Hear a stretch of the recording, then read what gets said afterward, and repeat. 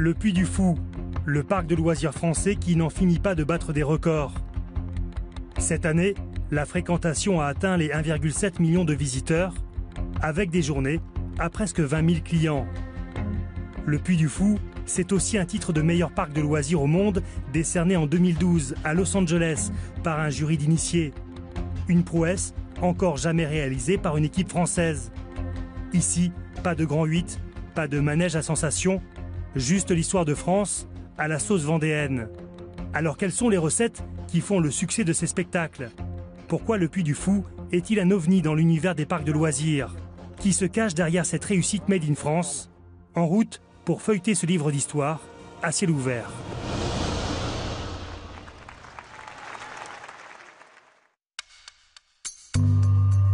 Le Puy du Fou s'étend sur plus de 300 hectares.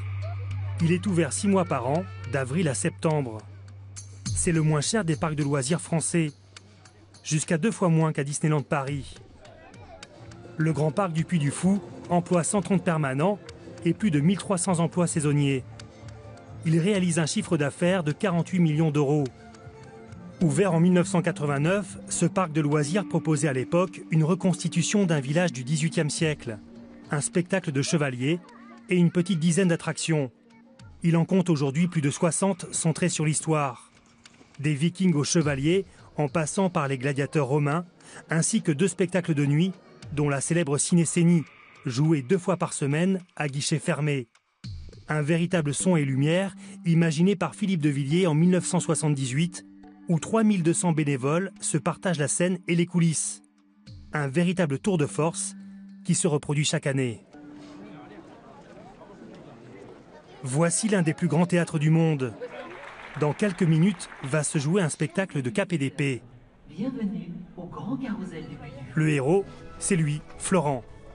Il aurait pu être soudeur aux épaisses, un petit village de Vendée, mais quand il croise la route du Puy du Fou, à l'occasion d'un emploi saisonnier, il ne pense plus qu'à une chose, devenir cascadeur. Il joue Bouton d'Or, un héros romanesque à l'époque de Richelieu. À ses côtés, une vingtaine de jeunes saisonniers et intermittents du spectacle. Et pendant que les danseuses de flamenco et les cavaliers sont sur scène, Florent s'échauffe jusqu'au dernier moment, histoire d'être fin prêt avant de s'attaquer à une dizaine de bandits menaçants.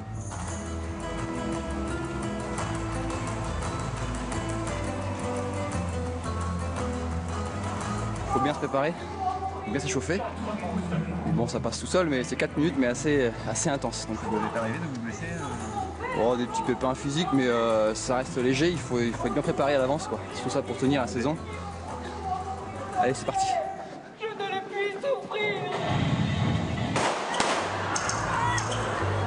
C'est parti pour 4 minutes de combat, de cascade, de cap et d'épée réglés au millimètre et répétés avant chaque représentation, jusqu'à 5 fois par jour.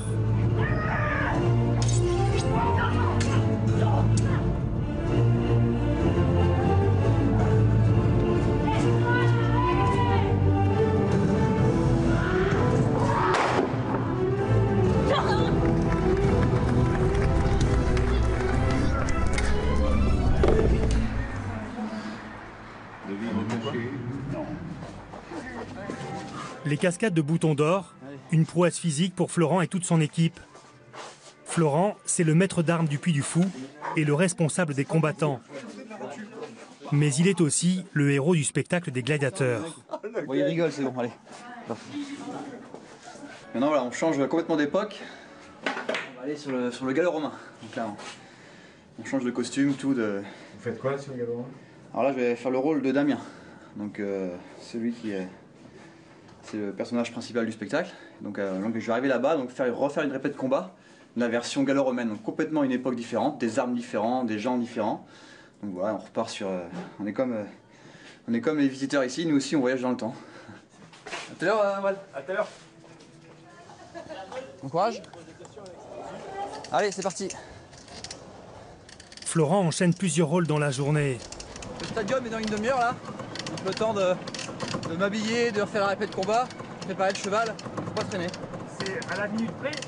Pratiquement, oui. Ouais. Des journées bien rentabilisées qui commencent tôt et se terminent tard. pour un salaire de 1 700 € par mois.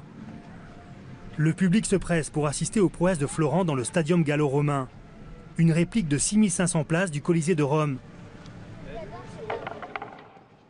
Mais avant que les portes ne s'ouvrent, Florent répète le combat comme d'habitude.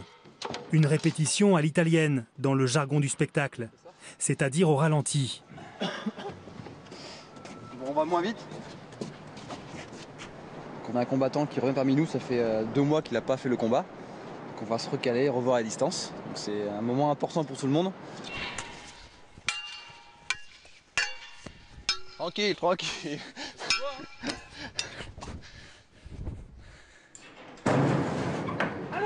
Le temps presse. Florent doit laisser sa place dans l'arène au lion du dompteur du Puy du Fou. Monique, son bras droit, plus connue sous le nom de Félindra Tête de Tigre dans l'émission Fort Boyard, prépare le numéro. Allez Bronx! Thierry Le Portier est un dresseur de fauves. Allez Bronx! Ce sosie de Clint Eastwood est un mélange d'attention et d'intuition. Puis Marc! Bien, oh, ça gaillit, oh, ça gaillit. On dit de lui que c'est un lion vertical. Envoyez-moi au lit. Chaque fois que Thierry sort un fauve, il risque sa vie. Et celle d'Héloïse, une jeune saisonnière qui joue le rôle d'une chrétienne. Dans le spectacle, elle est attachée à un poteau face au lion, à l'endroit même où se trouve notre caméra. Vous mettez Héloïse, comment dirais-je, Sophia Loren ou Mimi Mati, c'est pareil, hein. Vous faites le spectacle pareil. Ça n'a aucune importance pour les bêtes. Ou même vous, avec ou sans la robe, je vous mets au poteau, on fait tout le spectacle, les bêtes s'en foutent totalement. Et c'est ça la sécurité de la personne.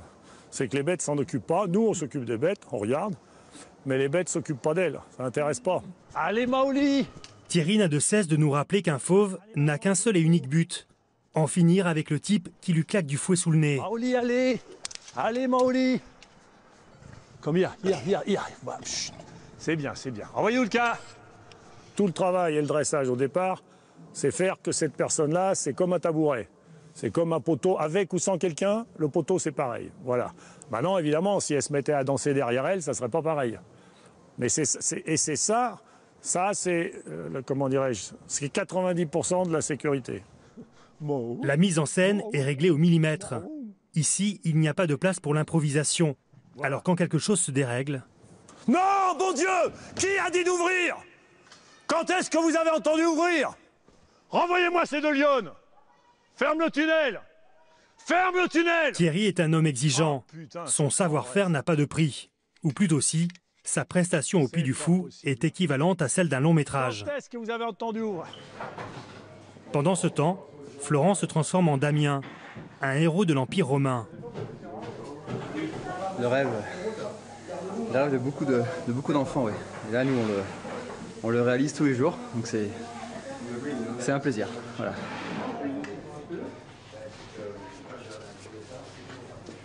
Belle. Les bottes sont un peu justes. Des sacs en plastique pour s'habiller et se déshabiller rapidement entre 2 scènes. C'est des astuces au fur et à mesure de faire des spectacles qu'on les trouve. Héloïse, la partenaire de Florent, est tendue. Dans quelques minutes, elle affrontera les lions de Thierry. Ses parents sont dans les gradins et c'est la première fois qu'ils assistent au spectacle. L'anxiété arrive quand on commence à rentrer dans l'arène. Et que là, on se dit, bon, bah, c'est à nous, c'est parti, on va faire le spectacle. On fait maintenant ? Ouais. Attends, j'ai pas de chaussures, mais... Dernier réglage avec Florent avant l'entrée en piste. Tranquille. C'est qu'avec les autres, tu faisais pas comme ça ? Non, c'est fou. Tu faisais quoi ? C'est juste un quart de tour. C'est juste. Allez, je fais juste. Hop, et top. Ah oui, d'accord. Donc c'était. Oui, puis moi, j'ai fait... Voilà. 2 tours. 2 tours, ça marche. Allez, ça devrait aller.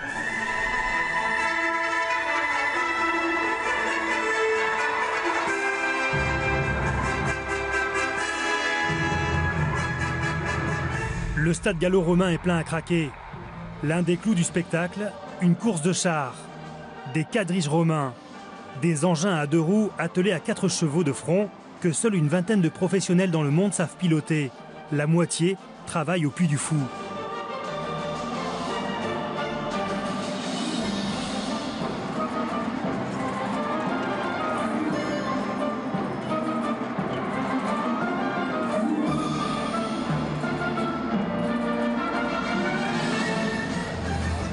Dans les gradins, les parents d'Héloïse sont là.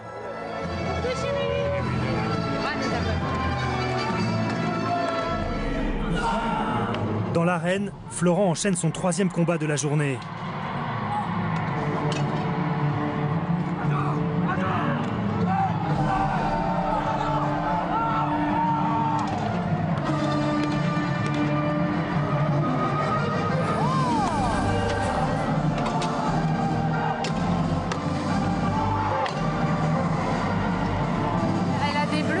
Parce qu'il la prenne, il la lance.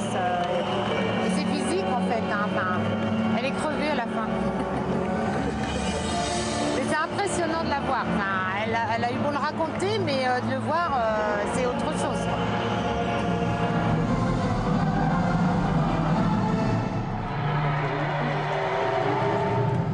Dans les coulisses du stadium, Thierry s'apprête à entrer en piste avec ses lions. L'ambiance est à la décontraction, et pourtant, ce ne sont que des apparences. Pour te donner un exemple, lui, il a l'air tout sympa. Hein, ah, mon fiston, oui, il est sympa, tu vois, il est gentil et sympa. Et puis lui, par exemple, il a l'air... ça va bon. Voilà, bon. Mais si celui s'échappe, il est plus dangereux pour toi que lui. Parce que lui, il va venir te chercher. Puis tu ne vas pas réagir comme il faut. Lui, il va être méfiant, alors que tu as le temps de te barrer. Tu comprends ? Alors que quand tu vois les deux, là, tu dis, oh bah, il vaut mieux que ça soit celui-là qui se sauve. Non, il vaut mieux que ça soit celui-là. Mais il vaut mieux qu'il n'y en ait aucun se sauve. Voilà.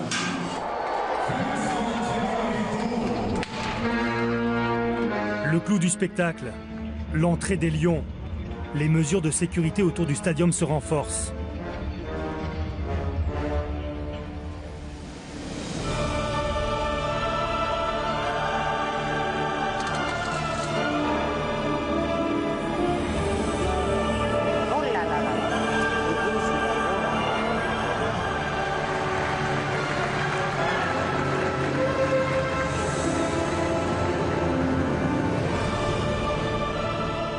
La complexité du numéro tient dans le grand nombre de lions, pas moins de 8 en même temps, et dans la taille de la cage, une arène de 2500 mètres carrés.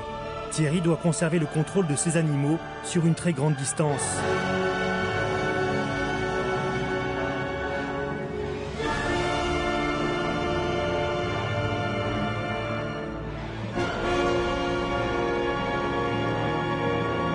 Héloïse, si le spectacle tourne mal, devra sauter dans la cage placée juste derrière elle. Ouais,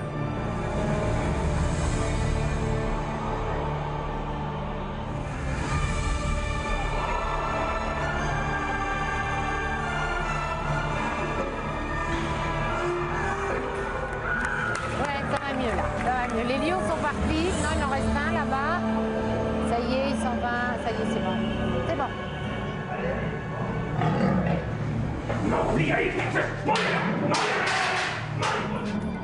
Cette fois-ci, la fin de l'histoire sera plus heureuse pour les chrétiens.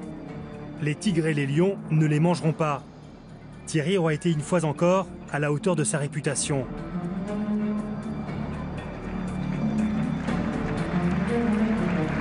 Super contente qu'ils soient venus me voir. Puis les fauves, ça s'est bien passé, c'était ce que je redoutais. Donc, non, c'était bien. Des fois, ça se passe mal avec les lionnes. Du coup, des fois, je mets carrément le pied sur la cage, ou je suis prêt à sauter. Ou, ouais. Mais on le sent quand elles sont excitées, ou quand elles bougent, ou quand elles sont pas à ce qu'au fond. Ouais. Il y a des fois où on a vraiment peur, où on a le cœur qui bat hyper vite, et ouais, où ça fait quelque chose. Et une fois qu'elles sont sorties, c'est vraiment le soulagement total. Alors que là, ça allait. Ouais, c'était sympa, donc c'est pour ça que c'était un bon spectacle. Le spectacle à peine terminé, Thierry en profite pour nourrir ses bêtes, une fois tous les 2 jours, essentiellement avec des poulets d'élevage, plus de 70 tonnes par an. Un fauve qui ne se jette pas sur la viande quand tu lui donnes, c'est un fauve à qui tu donnes trop à manger. Donc s'il a trop à manger, il fait du gras autour du cœur, et c'est pas bon. Il faut toujours que, quand tu donnes à manger, il se jette dessus. Si j'en vois un qui ne jette pas dessus, on lui retire et il reste une journée ou 2 sans manger. Mais ça n'arrive pas parce qu'on fait attention à la quantité.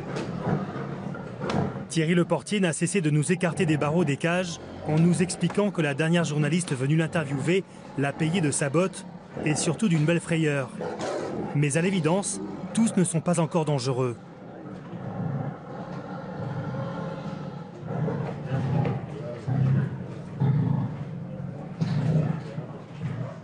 « 10 jours, grosse tête ronde, petit mâle, hein? Oh, il n'est pas content. Et tu vois, la mère n'est pas inquiète, hein?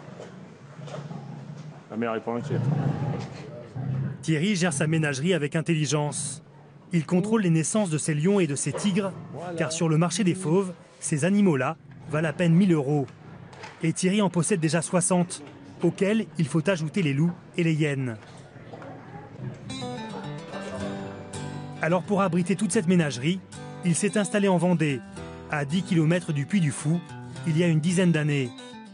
3 hectares d'installation, loin de tout. Sa vie tient du roman d'aventure, mais c'est au cinéma qu'il se taille la part du lion. Benex, Pasolini, Hano font appel à ses services. Mais c'est avec Ridley Scott qu'il obtient la consécration. Le réalisateur américain fait appel à lui pour dresser les tigres, les lions et les hyènes de Gladiator. Thierry est donc un homme très occupé. Je fais beaucoup d'autres choses que le Puy du Fou. Même des fois, je fais autre chose pendant le Puy du Fou. Quelquefois, pendant le Puy du Fou, Monique me remplace et moi, je vais tourner une pub ou autre chose. Donc, parce que Monique, elle peut très bien faire le spectacle du Puy du Fou pour 2, 3, 4, 5, 6 jours, le temps que j'aille faire un tournage ailleurs. Donc, je ne fais pas que le Puy du Fou. Quand je vais le sortir, il faudra que vous soyez un peu plus loin. D'accord? Vas-y. Damou, come. Le tigre de l'Odyssée de Pi, c'est lui. Kali, la panthère de la pub quartier, c'est encore lui. Et elle est là, devant notre caméra, rien que pour nous. T'es bien, mon petit père. C'est très bien, mon amour. T'es au petit tigre, Monique? Non? Non, mais t'as donné à manger à quelqu'un pour l'instant? Ça va?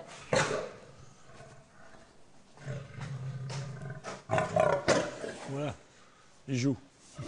Au détour d'une cage, un couple de lions blancs. Thierry les a achetés pour son prochain spectacle. Viens là, viens.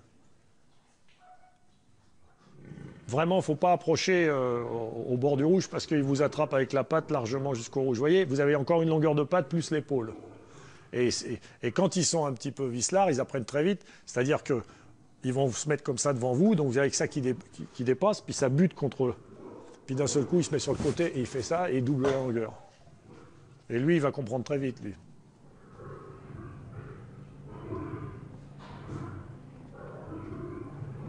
J'ai déjà commencé quelques répétitions avec eux. Ils sont vraiment pas faciles du tout. Un effret. Voilà. Et elle fait pas semblant. Hein. Et lui, il est pire. L'attitude d'un animal dans sa cage, là, n'a rien à voir avec l'attitude quand vous êtes dans la même cage que lui. Ça n'a rien à voir. C'est-à-dire, pour vous donner un exemple, vous allez être là, elle va vous attaquer en permanence, vous allez la mettre dans la cage centrale et vous allez rentrer, elle va aller à l'autre bout de la cage. Alors que vous attendez à ce qu'elle vous attaque. Mais par contre, elle va peut-être vous attaquer au moment où vous n'y attendez pas. Et vous voyez ce que je veux dire? Donc vous ne pouvez pas tirer, si vous ne connaissez pas bien les bêtes, vous ne pouvez pas tirer de conclusion de ce que vous voyez là. Et dans quelques heures, Thierry se transformera une nouvelle fois en dompteur romain. En cet après-midi de grosse chaleur, les tourniquets du Grand Parc ne sont pas loin des 20 000 visiteurs. D'ailleurs, le record de fréquentation journalier vient d'être battu. Laurent Albert, le directeur général, a le sourire. Tous les hôtels sont complets. Mais celui-ci ne l'est pas encore. Il devrait ouvrir l'année prochaine. Son nom de code, le Camp du Drap d'Or. Un clin d'œil à la Renaissance et à la rencontre entre François Ier et Henri VIII. C'est à l'heure actuelle le plus gros investissement qu'on ait jamais fait au niveau donc, du Puy du Fou. C'est un projet énorme, évidemment, de 100 chambres, de 500 lits. Hein. Nous avons 5 lits par chambre, avec ce qu'on appelle tout le bâtiment principal, tout le palais en fait, de verre qui est au milieu, qui va représenter et à la fois la réception, derrière le bar, le restaurant, les cuisines et 3 belles salles de séminaire également sur la terrasse au-dessus. Évidemment, on est en plein dans le chantier, donc... Mais vous allez voir la différence, même dans quelques semaines, ça va aller très vite maintenant. Laurent est accompagné de Damien, le directeur technique du Puy du Fou, et de Christophe, l'architecte. Il vérifie dans cette chambre témoin que tout est conforme au cahier des charges. Tout ce qu'il faut souhaiter, c'est qu'on... Tous les tissus sont commandés. Que ça reparte pas dans des valises. Ouais, c'est parti. Ça aussi, c'est commandé. On a réalisé en fait 2 chambres témoins. Donc, chambre pour François Ier, l'autre pour Henri VIII. Et puis, on avance détail par détail avec Damien et Christophe. Et à chaque fois qu'on passe énormément de temps, c'est pour tout ce qui est plomberie, tout ce qui est carrelage, tout ce qui est... tout ce qui arrive au trait entre le confort du XXe siècle et puis l'historique. Donc, et là, on se pose 1000 questions à chaque fois. Puis après, il y a le prix qui rentre évidemment en face. Et c'est toujours compliqué, quoi. Ça coûte combien une chambre comme ça, là? Une chambre comme ça coûte un peu plus de 150 000 euros. Hein, c'est rapide, le calcul est rapide, donc c'est une petite fortune quand même. Donc il ne faut pas souper quand même. Pour une chambre, mais on en fait 100 comme ça. Ouais.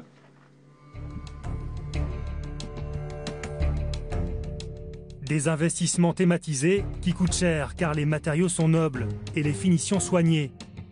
Le travail est confié essentiellement à des entreprises vendéennes. Comme ici, lorsqu'il a fallu construire l'hôtel de la Villa gallo-romaine.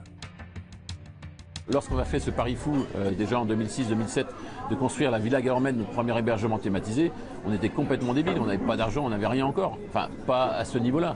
On avait un peu plus de financement pour créer des spectacles, mais pas pour créer des hôtels. Joanne, t'as vu l'enfant? Un pari en passe d'être gagné. En 1989, à l'ouverture du parc, il n'y avait pas de chambre au Puy du Fou. 15 ans plus tard, 800 personnes peuvent y passer la nuit. Comme Alexandra et Jean, un couple de Parisiens, accompagnés de leur neveu Yann. Ils ont choisi les chambres d'hôtel sur pilotis du village de Clovis. On va découvrir l'hôtel, on va découvrir la chambre. On a hâte parce qu'on l'a regardé avec Yann sur internet déjà. Ça avait l'air superbe, on l'a choisi. Donc là, on va la découvrir. Toit de chaume et peau de bête pour la nuit, une thématique mérovingienne pour une plongée dans l'histoire de France. 204, alors ça doit être le prochain. Ah oui, allez. Attends, il faut arriver avant la nuit parce que à cette époque, il y avait des loups, hein. Allez.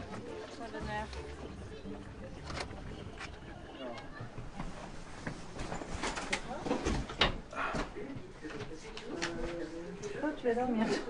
Si, ici, il est ici, regarde. Il est passé devant. Oui. Tu peux choisir, soit tu te mets là et puis dans ta petite alcôve et puis tu fermes, soit celui-ci. Tu préfères en haut? Oui. Ah, c'est une vraie peau de bête, c'est marrant. On voit pas en fait la couette, on voit que la peau de bête. Et ah non, c'est vraiment très très drôle. Très drôle, on va vraiment être plongé dans une autre époque, on va bien s'amuser. Mais avant d'assister à la cinécénie, le grand spectacle du soir, Jean, Alexandra et Yann font un crochet par le Drakkar des Vikings. Alors vous avez l'immense chance et honneur de venir participer au spectacle avec nous. D'accord. Évidemment, vous ne pouvez pas y aller dans cette tenue. Ouais. Donc vous allez me suivre et je vais vous donner une tenue un petit peu plus convenable pour un mariage quand même qui se passe à Longville. Il est dans la tradition du spectacle de faire participer les visiteurs. Jean n'échappe pas à la règle.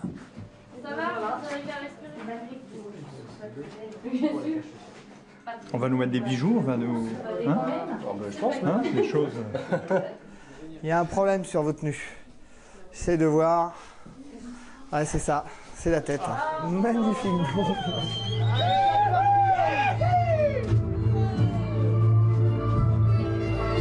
Là, 1, 2, 4, le 6e. Pas facile de retrouver Jean dans ce costume, y compris pour sa femme.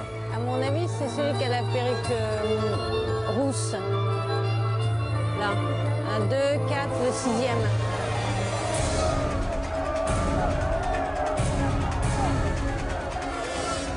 Et voilà.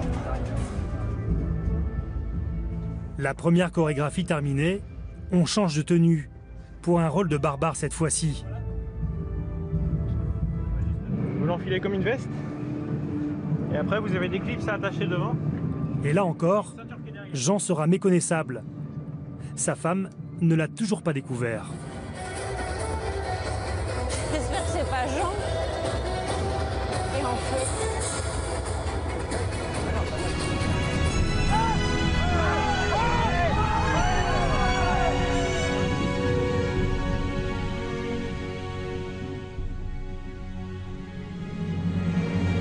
Le moment fort du spectacle, c'est le Drakkar et ses Vikings qui s'enfoncent dans l'eau. Une véritable prouesse technique.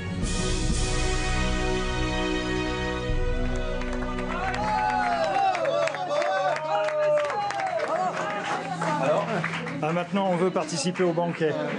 Boire dans des crânes, le vin, la bière. Ah, c'est très bien.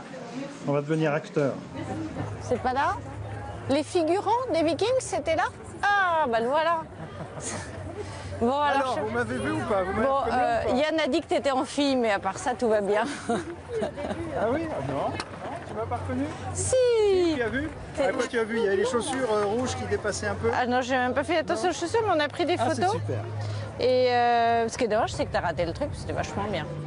Jean attendra une prochaine fois pour voir couler le Drakkar des Vikings depuis la tribune.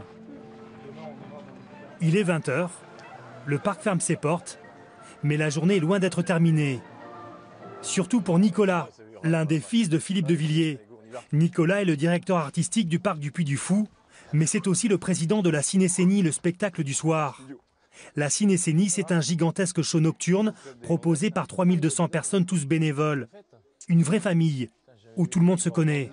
Il y a une règle au Puy du Fou, on se tutoie. Voilà, c'est une espèce de règle non écrite, mais une tradition, mais qui fait que toutes les générations se tutoient et finalement dans le respect des générations et des différences, mais c'est ce qui fait notre force. La bonne cohésion de la Cinécénie, c'est aussi dans la façon de recruter ses bénévoles, uniquement par cooptation. Et pour Nicolas, les soirs de Cinécénie, c'est la course. Les bénévoles arrivent seulement 2 heures avant le show. Bon, c'est parti, on va faire un petit point. Et les amis, pendant que vous êtes là, je vais vous demander de venir, on va faire un petit point général parce que sur le dernier spectacle, on a eu quelques petits soucis, notamment avec les Amazones en robe de couleur, car on ne vous a pas vu sur scène parce qu'il y a eu un problème avec les chevaux qui se sont arrêtés juste avant d'entrer en scène. Le cheval qui tombe, ce soir, qui fait le cheval qui tombe? C'est Florent. Florent.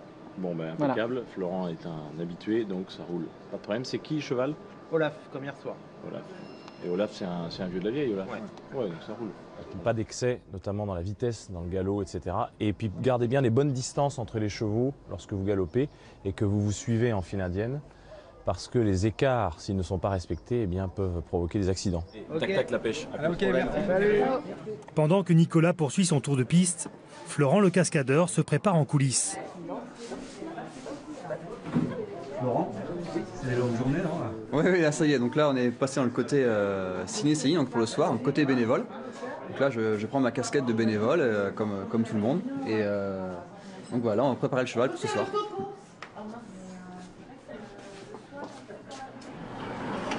Olaf, allez viens. Voilà, Olaf.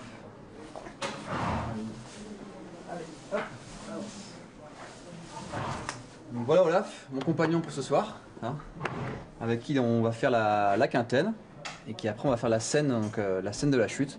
Donc c'est une scène qui est...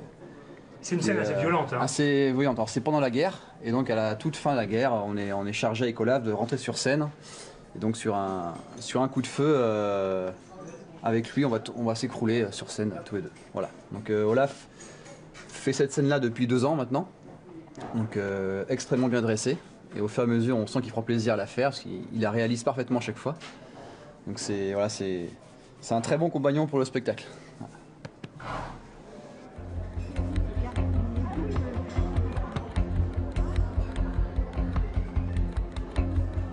Nous retrouvons Nicolas, en pleine préparation du spectacle du soir. L'association du Puy du Fou qui organise la Cinécénie pèse aujourd'hui 8 millions d'euros de chiffre d'affaires. Le spectacle est autofinancé à 100%. Pas de subvention, ni de salaire versé. Juste une histoire de bénévoles. On nous reproche souvent de faire payer des entrées à la Cinécénie et de travailler avec des bénévoles.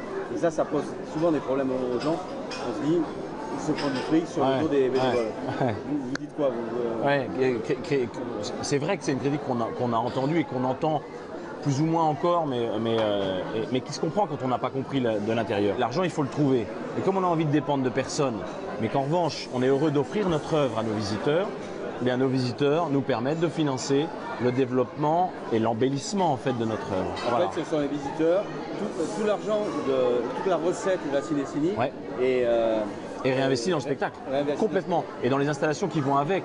Évidemment, il faut des installations pour l'accueil des visiteurs, mais aussi pour la sécurité, etc.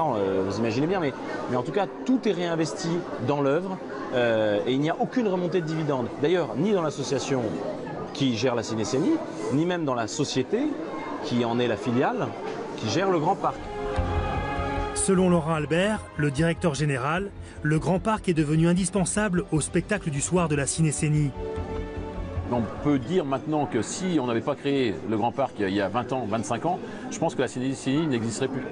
C'est qu'en fait, il a fallu, on ne pouvait pas dépasser la région. On ne va pas traverser la France, on ne va pas faire 10 heures de car venant de Paris, venant de Lille, pour un spectacle d'1 heure et demie. Et soit c'est là qu'on s'est dit, bah oui, effectivement, il faut allonger la durée de visite, sinon on va rester dans les pays de la Loire, la Bretagne, Poitou-Charentes, on ne va pas aller plus loin. Le Grand Parc et la Cinécénie avancent dorénavant main dans la main, au risque peut-être de mélanger les genres et de brouiller les pistes. Oui, on gagne de l'argent sur l'ensemble de nos structures juridiques, c'est-à-dire dans l'association comme dans le Grand Parc, qui est une SAS. Nous sommes rentables, mais on n'a pas le choix, on a intérêt à être rentable. Parce qu'il n'y a personne derrière, il n'y a pas le Qatar, il n'y a pas la Caisse des dépôts, il n'y a pas un actionnaire extérieur qui viendrait renflouer si jamais nous échouons. Pas besoin de renflouer les caisses, elles sont pleines.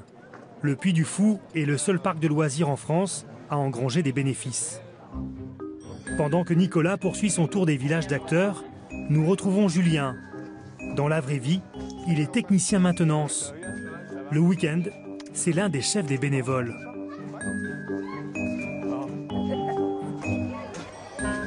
Ici, c'est le village de l'Allée Romaine, un village d'acteurs. Il y en a 5 à la Cinécénie.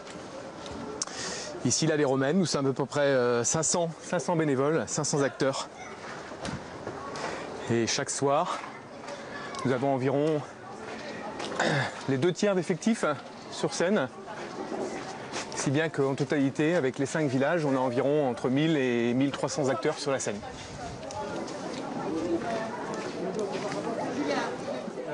J'ai un groupe où j'ai une femme qui a fait un petit malaise et donc il va manquer d'effectifs, c'est le groupe 12. Est-ce que tu aurais une femme qui serait disponible pour faire au moins 1 voire 2 scènes? Là, mais par contre c'est en urgence, c'est vraiment en urgence. Il se passe, j'ai une femme qui a fait un malaise, on est à 2 minutes du début de spectacle et il faut trouver un remplaçant. De 4 à 84 ans, toutes les générations et toutes les professions se côtoient dans les coulisses de la Cinécénie. Ils racontent à leur manière les grandes heures et les moments difficiles du peuple vendéen.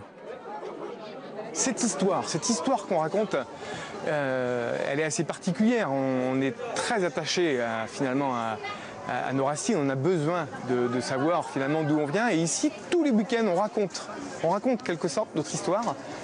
Je pense que les gens ont besoin de ça. Et on le fait naturellement et en toute simplicité. On y va. En toute simplicité, peut-être pas. Des centaines de costumes, des dizaines de scènes historiques reconstituées et des milliers de figurants, comme la famille Monroe. Florent, le maître d'armes, est venu accueillir Ophélie, sa femme, et son fils Faustin. Tous sont puifolés, des bénévoles en langage vendéen. On est là tous les week-ends, 1 à 2 fois par week-end. C'est pas trop difficile? Pas trop pesant? Non, c'est un plaisir toujours. On vient avec plaisir. Mais tous les week-ends comme ça, c'est... On s'organise, mais non, c'est un plaisir toujours de venir.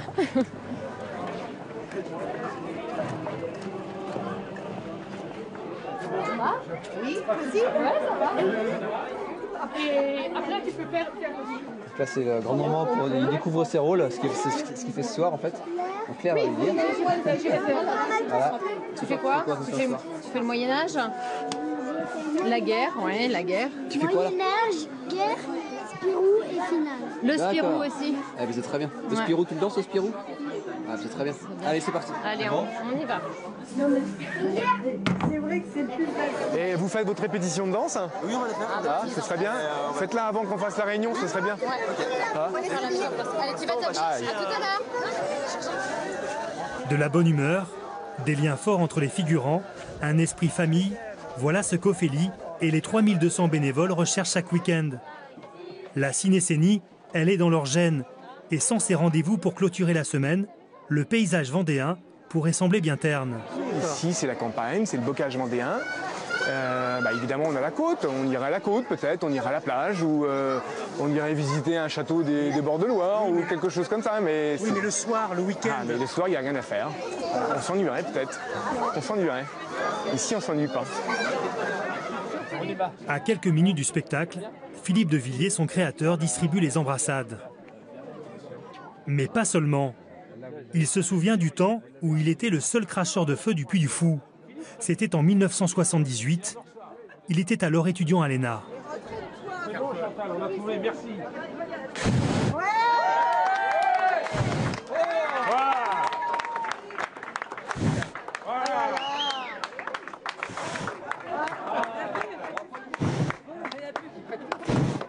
Voilà.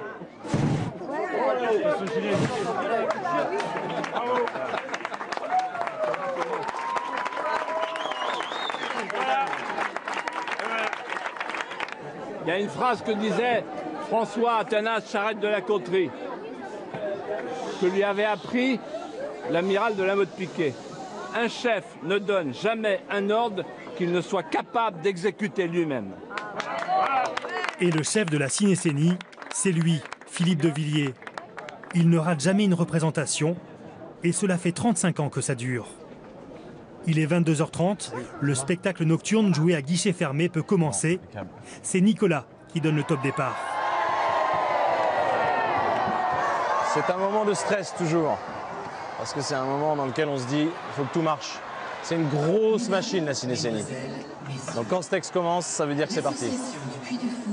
Depuis 35 ans, sans aucune subvention publique. Au milieu des 14 000 visiteurs, Philippe de Villiers, aux côtés de son fils Nicolas, note à chaque représentation les moindres imperfections du spectacle. De son côté, Julien, en coulisses, s'active. Je compte sur toi pour demander aux gars de ne pas faire trop de bruit. Vous êtes juste en face, même dans le vestiaire. Enfin, au moins devant la porte. Allez,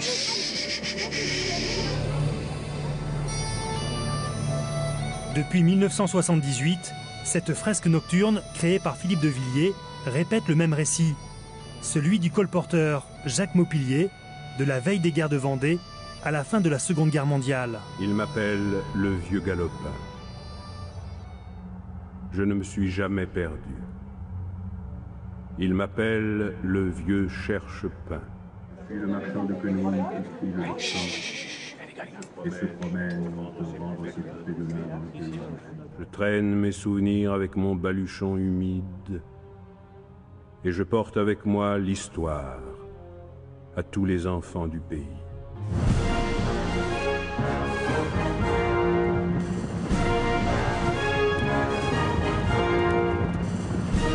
Florent, avec Olaf, participe à la quintaine, un jeu d'adresse médiévale destiné à entraîner les chevaliers. L'exercice est aussi spectaculaire que périlleux. Lancé à pleine vitesse, le risque de blessure est élevé.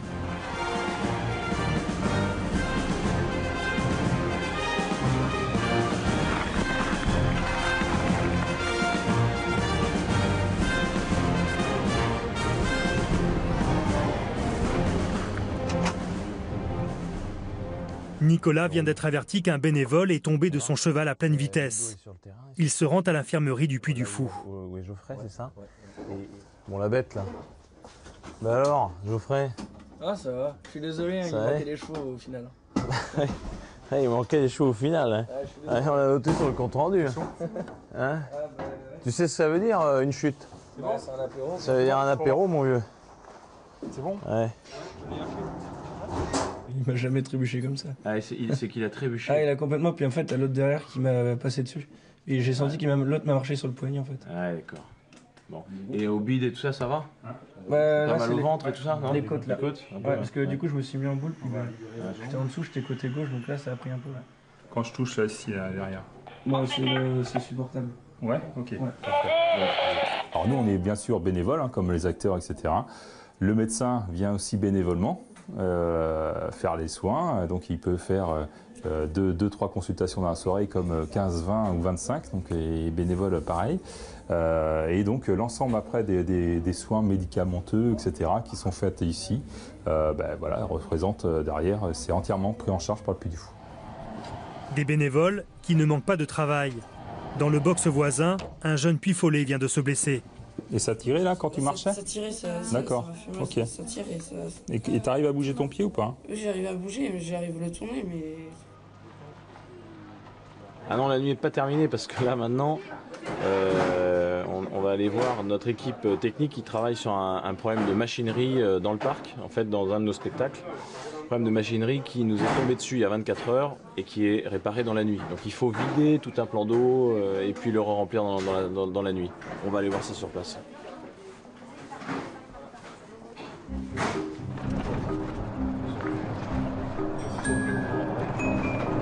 Nicolas quitte le spectacle de la Cinécénie pour revenir dans le parc du Puy du Fou. Il doit gérer une autre urgence. Le dragard des Vikings est resté au fond du bassin après le spectacle. Il a fallu vider tout le plan d'eau, l'équivalent d'une piscine olympique. Le timing est super serré parce qu'en fait il faut qu'on répare mais ensuite qu'on remplisse le plan d'eau. Là on est sous l'eau actuellement, là où on se trouve, théoriquement on est sous l'eau. Donc il faut qu'on remplisse, c'est combien Damien? C'est plusieurs milliers de mètres cubes. On a 1000 mètres cubes dans la fosse du Dracard et 1000 mètres cubes sur les rives. Donc on a 2000 mètres cubes d'eau à faire arriver. On a 4 heures, 5 heures de remplissage. Le spectacle est 12h30. À 7 heures, il faut qu'on remplisse. Et donc on a encore 6 heures devant nous, quoi. À 5 heures, on commence à remplir. Ouais.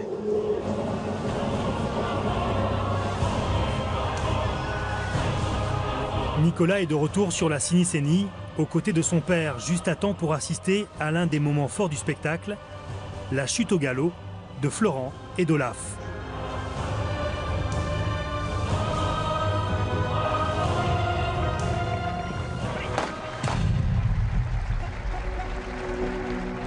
L'exercice est difficile, pas simplement dans la chute, mais dans le fait de garder le cheval immobile pendant 3 minutes.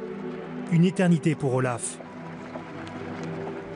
Julien, de son côté en coulisses, donne les derniers conseils aux jeunes Puy-Follet. Tu mets ça, tu les croises comme ça. Tu mets la gauche dessus l'allumeur. Tu allumes avec ça. Tu pousses l'allumeur, tu vas allumer la gauche. Après avec celle-là, tu allumes celle-là. Et ensuite tu vas faire ça pour allumer ta droite. Ok, d'accord. Si toutefois ça ne fonctionne pas, tu vas chercher le feu sur ton voisin. Ok, d'accord.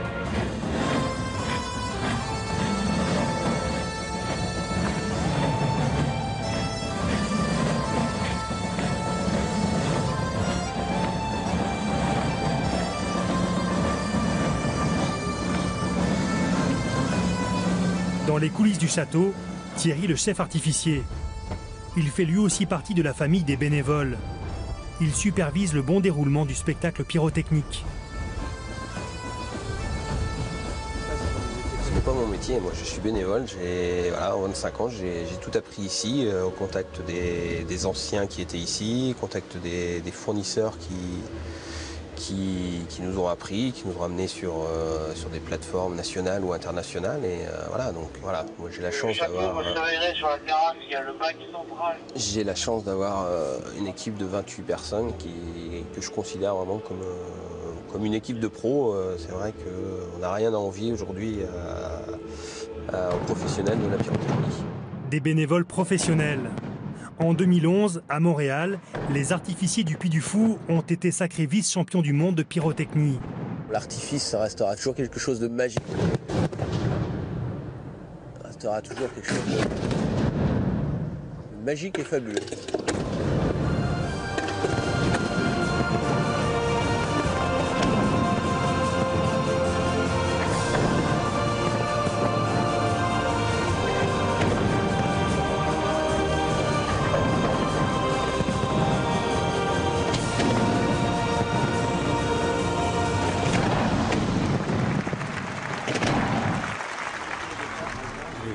Le feu d'artifice final à peine achevé, Nicolas se précipite dans la régie et s'empare du micro qui diffuse dans les 5 villages d'acteurs bénévoles. Allô, allô dans les villages. Voilà, bonsoir à tous, c'est Nicolas. Écoutez, c'était ce soir un très bon spectacle, vraiment un très bon spectacle, des petites erreurs, d'inattention, mais globalement, excellent spectacle. Si on a un point d'amélioration, c'est le final, les statues. Allez, bonne soirée les amis, à demain.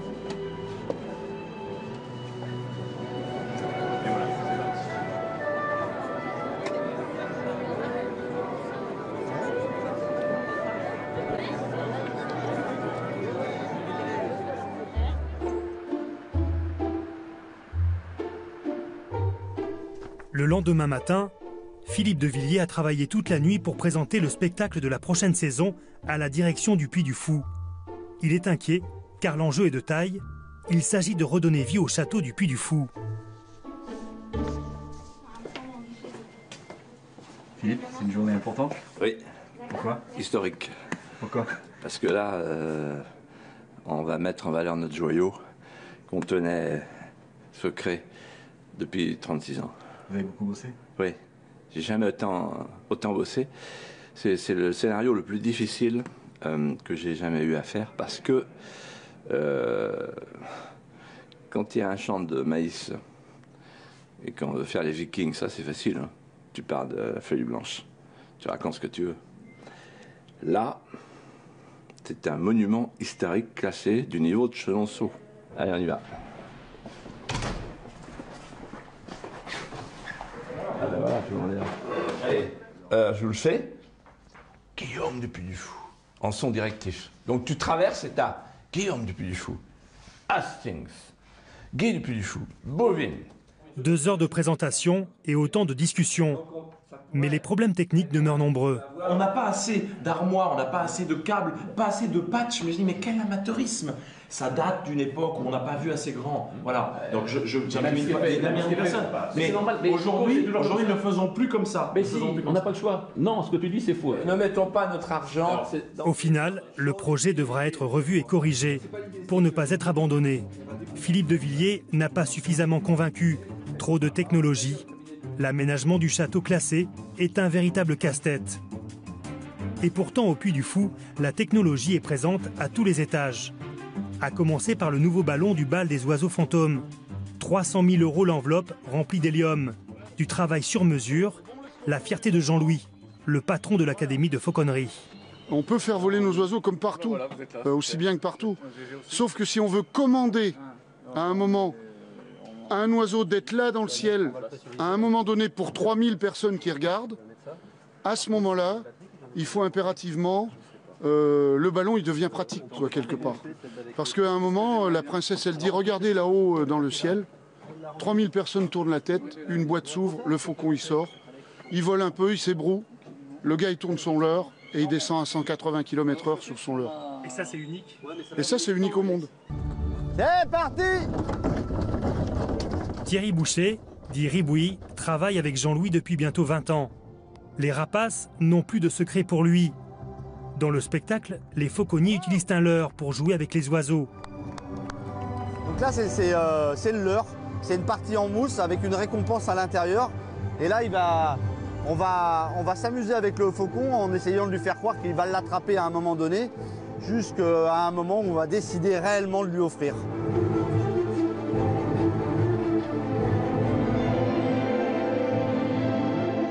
Un exercice difficile qui demande des années de pratique, car à tout moment, l'oiseau peut percuter le fauconnier.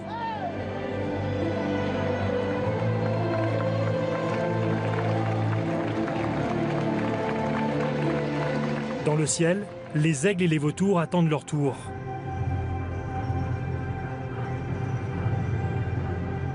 On fait exprès de laisser un petit peu l'aigle un peu en altitude, jusqu'à un moment donné où la musique bascule.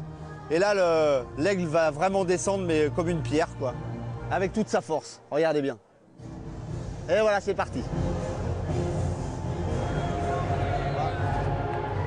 Des oiseaux qui volent en toute liberté, sans contrainte, et qui viennent se poser après chaque spectacle sur le bras des fauconniers. Allez!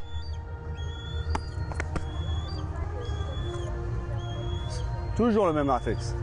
Ça, c'est l'oiseau qui vient de finir sa séance, donc maintenant, un peu de repos, tranquille. Ribouille est toujours sur ses gardes. Cet aigle essaie de le mordre à chaque fin de spectacle, comme un jeu. Un jeune fauconnier a eu moins de chance. Il a eu les lèvres arrachées, en oubliant les distances de sécurité. Le bal des oiseaux fantômes, c'est le spectacle préféré des visiteurs du Puy du Fou. Joué de 2 à 5 fois par jour devant 3000 personnes. C'est une chorégraphie improbable, où se croisent pélicans, aigles, faucons, milans, serpentaires, cigognes, marabouts et chouettes de toutes sortes. Un inventaire à l'après-vert, façon Puy du Fou.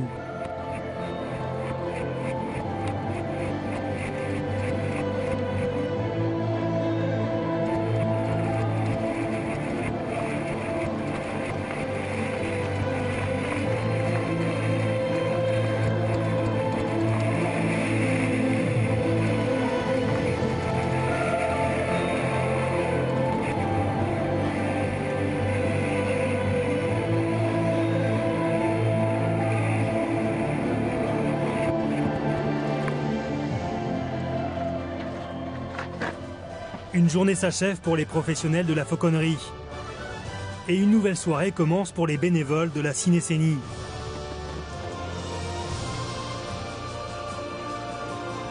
Jean et Alexandra, accompagnés de Yann, vont plonger pour quelques heures dans l'histoire de France. Ophélie, Florent et le petit Faustin sont de nouveau sur le pied de guerre. Tout comme les 3200 bénévoles de la Cinécénie. Jusqu'où le Puy du Fou compte-t-il aller?